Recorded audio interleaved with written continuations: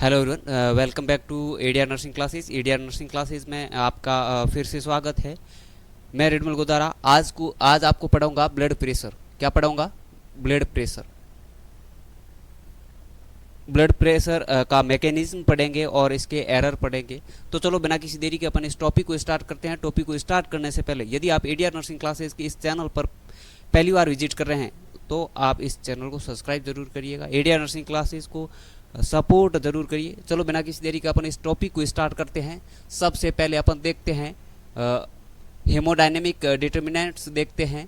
इसमें क्या है, आपका बीपी है वो cardiac output multiply systematic vascular resistance जो एसवीआर है उसके बराबर होता है। इन दोनों को मल्टीप्लाई कर देते हैं तो आपका ब्लड प्रेशर होता है वो है कोर इक्वल।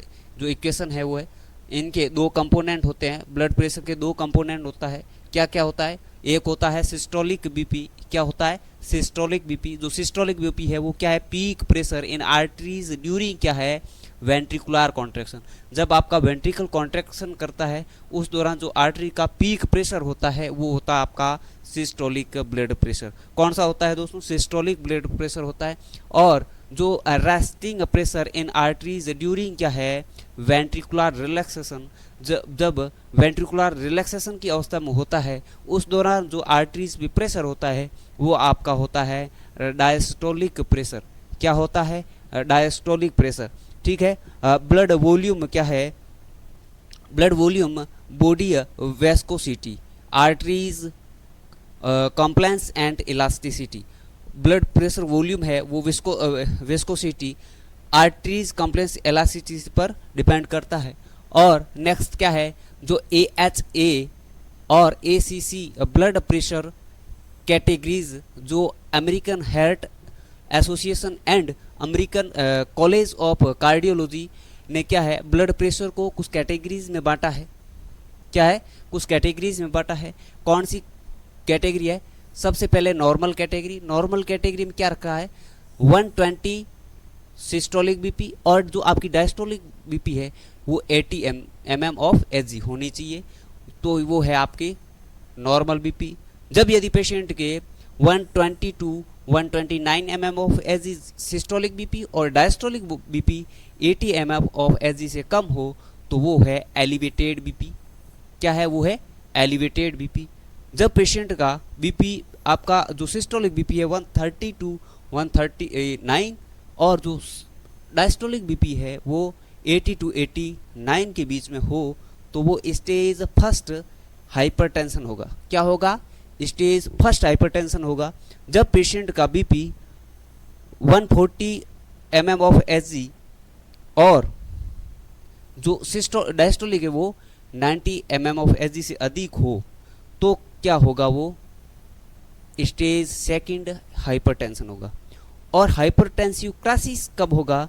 जब पेशेंट की BP 180 mm of Hg systolic BP और जो डायस्टोलिक बीपी है 120 mm ऑफ Hg से अधिक हो तो वो होगा हाइपरटेंसिव क्राइसिस, जो एक क्या है? मेडिकल इमरजेंसी है। क्या है? जो एक मेडिकल इमरजेंसी है। और नेक्स्ट देखते हैं आपका 5 फेज, जो आपका 5 फेज ऑफ कोरोटकॉफ साउंड। जब आप बीपी को अस्कल्ट करते हैं, सुनते हैं तो 5 स्टेज कौन सी होती है? जब आप बीपी इंस्ट्रूमेंट से ब्लड प्रेशर लेते हैं तब जो फेज फर्स्ट होती है वो सिस्टोलिक होती है। क्या होती है? फेज फर्स्ट होती है जो सिस्टोलिक होती है। फर्स्ट क्लियर टैपिंग साउंड वो क्या है? सिस्टोलिक ब्लड प्रेशर है। जब आप बीपी कप को बांधते हैं तब जो आप उस पर प्रेशर डालते हैं, जब अस्कल्ट करते हैं, रीडिंग मॉनिटर करते हैं तब क्या है? जब आपको फर्स्ट जो आर्टरी की आवाज़ सुनाई देती है वो क्या होती है? आपकी सिस्टोलिक बीपी होती है। क्या होती है? सिस्टोलिक। देन फेज सेकंड आती है क्या? सॉफ्ट जो सॉफ्ट विशिंग और मर्मरिंग साउंड आती है। देन फेज थर्ड क्या होती है? इसमें क्रिप्टस और इंटेंस और लोडर ट्रैपिंग साउंड आती है। और जो स्टेज फोर्थ है इसमें क्या होता है? डिस्ट्रक्ट मर्फिंग और साउंड और सॉफ्ट और ब्लोइंग साउंड होती है। देन जो आपकी फेज 5 है इसमें क्या है? Complete despair of sound. जो ये क्या है, डायस्टोलिक बीपी। क्या है? Diastolic BP. आपको ये दोनों रीडिंग नोट करनी है। फेज फर्स्ट की क्या है, फेज फर्स्ट की रीडिंग नोट करोगे, देन फेज 5 की रीडिंग नोट करोगे। किसकी? फेज 5 की रीडिंग नोट करोगे। ये आपकी हो जाएगी सिस्टोलिक बीपी। कौन सी हो जाएगी? सिस्टोलिक ब्लड प्रेशर हो जाएगा। और ये हो जाएगा 5th नंबर की फेज का, ये हो जाएगा आपका डायस्टोलिक ब्लड प्रेशर हो जाएगा। क्या हो जाएगा? डायस्टोलिक ब्लड प्रेशर हो जाएगा। अब देखते हैं pulse pressure and map, mean arterial pressure. जो पल्स प्रेशर है वो कैसे निकालते हैं? आपके पल्स प्रेशर बराबर सिस्टोलिक बीपी माइनस करना है आपको डायस्टोलिक बीपी, जो कि नॉर्मल रेंज होती है आपकी 30 to 50 mm of Hg। Okay, then आता है मीन आर्टीरियल प्रेशर। क्या आता है? मीन आर्टीरियल प्रेशर, जिसे अपन मैप बोलते हैं। मैप को क्या करना है? डायस्टोलिक बीपी प्लस क्या करना है, 1/3 और कोष्टक systolic BP minus diastolic BP. जो रीडिंग आए वो आपकी क्या होती है? मीन आर्टीरियल प्रेशर होता है, मैप होता है। ये हमेशा नॉर्मल क्या होता है? 70 to 105 mm ऑफ Hg के बीच में रेंज होती है। और ये क्या है? मैप मस्ट बी हमेशा 60 to 65 से अबो होना चाहिए, ताकि क्या है, आपके ब्रेन और किडनी को प्रॉपर ब्लड सप्लाई पहुंच सके। ओके, ये था आपका पल्स प्रेशर एंड मैप का। नेक्स्ट देखते हैं अपन कॉमन मेजरमेंट एरर। जब आप ब्लड प्रेशर लेते हैं तो आप कॉमन एरर क्या करते हैं? Cup sizing error. Cup sizing error क्या है? कप टू स्मॉल या नैरो। यदि आपने कप क्या है, नैरो या स्मॉल रख लिया तो क्या है, फालसी हाई बीपी आएगी। Reading required extra pressure to occur occult artery. इसमें क्या है? एक्स्ट्रा प्रेशर चाहिए आपके आर्टरी को ओकल्ट करने के लिए। कफ यदि लार्ज है और वाइड है तो क्या है, आपके बीपी हमेशा फालसी लो आएगी। Reading under resistant pressure needed.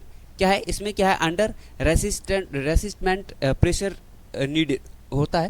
और कफ व्रैप्ड टू लूजली। यदि आपने कफ लूज बांध लिया है तो क्या है, आपकी बीपी हाई आएगी।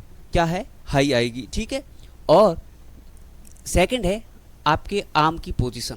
जब आप ब्लड प्रेशर लेते हैं तो आप जिस बाजू से ब्लड प्रेशर ले रहे हैं उसकी पोजीशन पे भी ब्लड प्रेशर निर्धारित होता है।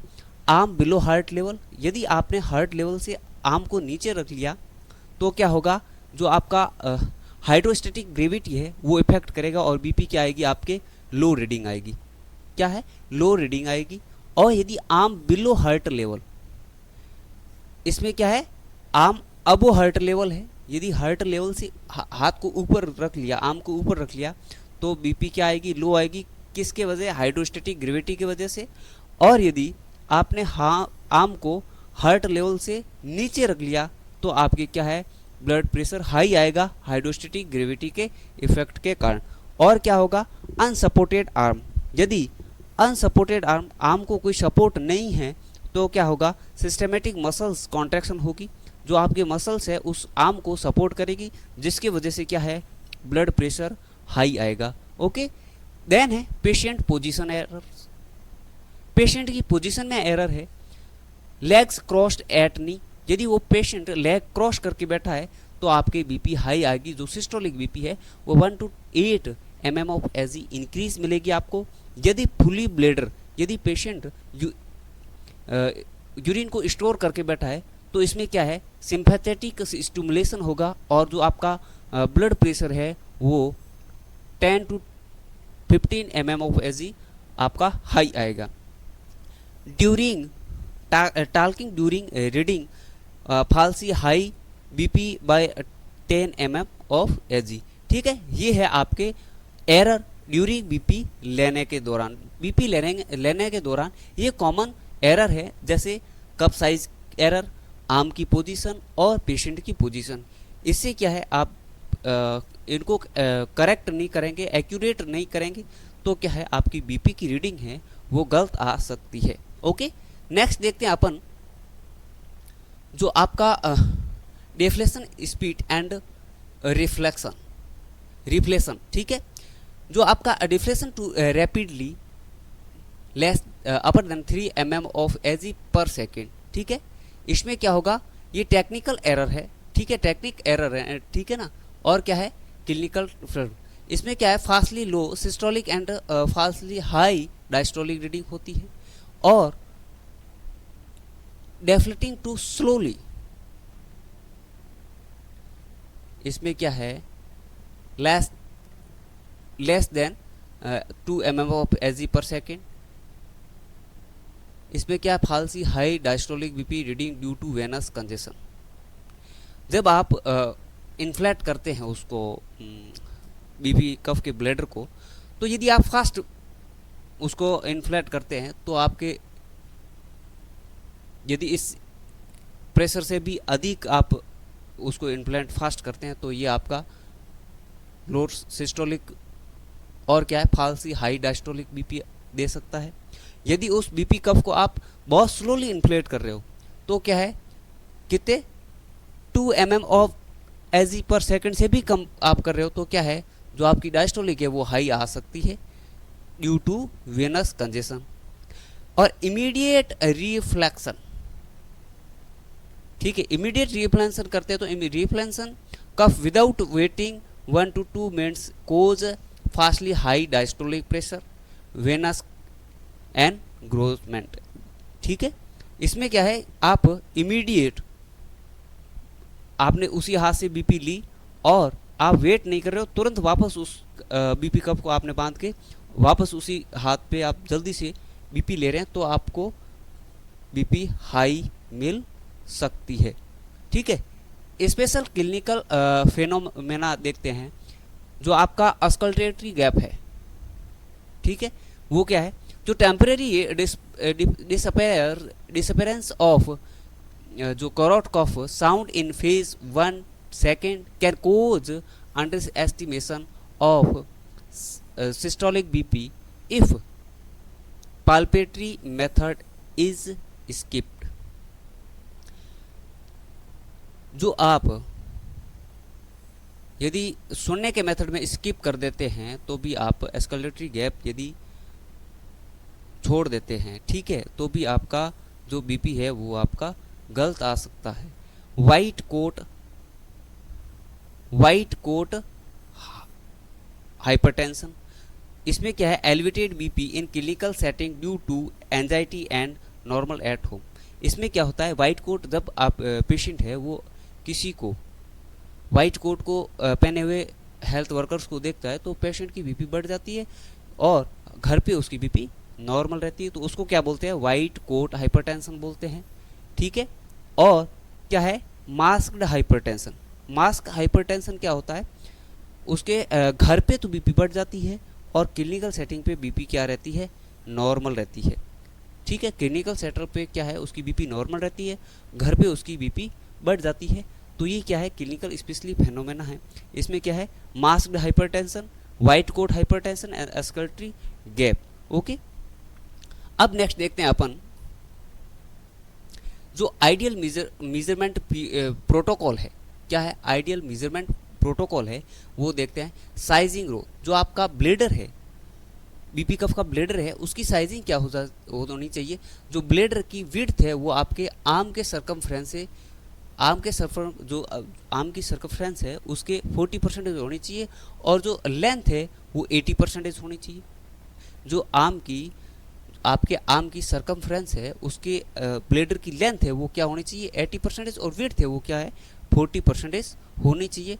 पेशेंट प्रिपेयर, आप बीपी लेने से पहले पेशेंट को प्रिपेयर कैसे करोगे, आपको पेशेंट को रेस्ट देनी है at least 5 minute and empty bladder होना चाहिए और जो आपके पेशेंट की फिट है फ्लैट फ्लोर पे होना चाहिए और बैक सपोर्टेड होना चाहिए। पेशेंट के बैक में सपोर्ट होना चाहिए।